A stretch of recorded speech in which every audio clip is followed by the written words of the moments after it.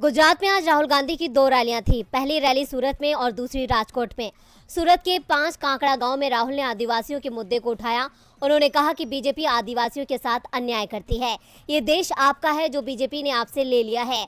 BJP के लोग आपको आदिवासी नहीं वनवासी कहते हैं।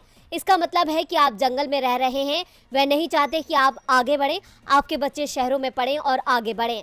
सूरत में राहुल ने आदिवासियों के हक की बात की। इसके बाद जब वो राजकोट पहुंचे तो उन्होंने सबसे पहले मंच से ही मोरबी मामले में जिन लोगों की जान गई उनको श्रद्धांजलि देते हुए 2 मिनट का मौन रखा।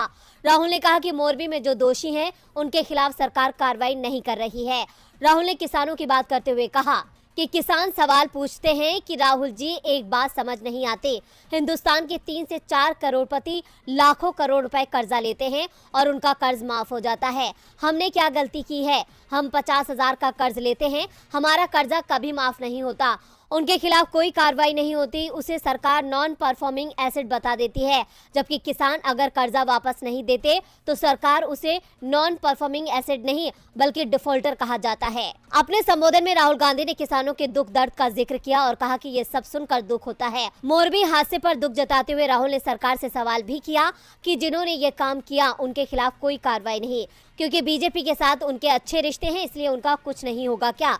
नोटबंदी को लेकर राहुल ने कहा कि पीएम ने कहा था कि काला धन इससे मिटेगा, लेकिन काला धन तो नहीं आया, लेकिन इससे छोटे उद्योगपतियों को जरूर बड़ा नुकसान हुआ।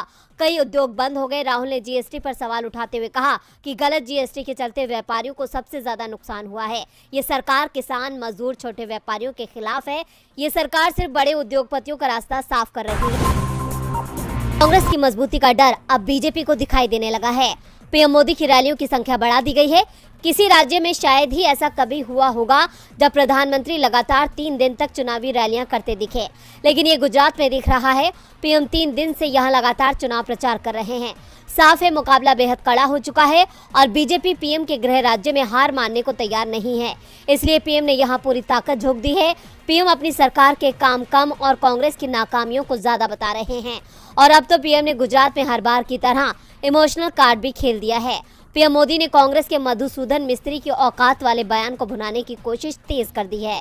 मधुसूदन मिस्त्री ने कांग्रेस का घोषणा पत्र जारी करते हुए कहा था कि प्रधानमंत्री नरेंद्र मोदी कभी भी सरदार पटेल नहीं बन पाएंगे। चुनाव में उनकी औकात का पता चल जाएगा और अब पीएम ने इसी बयान को लेकर कांग्रेस पर निशाना साधा है। पीएम मोदी ने सुरेंद्रनगर की रैली में कहा कि कांग्रेस वाले कहते हैं कि मोदी को औकात दिखा देंगे। अहंकार है भाइयों, अहंकार। मोदी को औकात दिखा देंगे। अरे माई बाप, आप तो राज परिवार से हैं, मैं तो एक सामान्य परिवार की संतान हूँ। मेरी कोई औकात नहीं, तुम मेरी औकात मत दिखाओ। मैं तो सेवादार हूँ, नौकर हूँ। सेवादार की कोई औकात नहीं होती है। साफ है, एक बार फिर बीजेपी गुजरात में काम की जगह नाम पर चुनाव जीतने की कोशिश करेगी। पीएम के बयान से साफ है कि आगे भी वो मधुसूदन मिस्त्री के बयान को भुनाने की कोशिश करेंगे।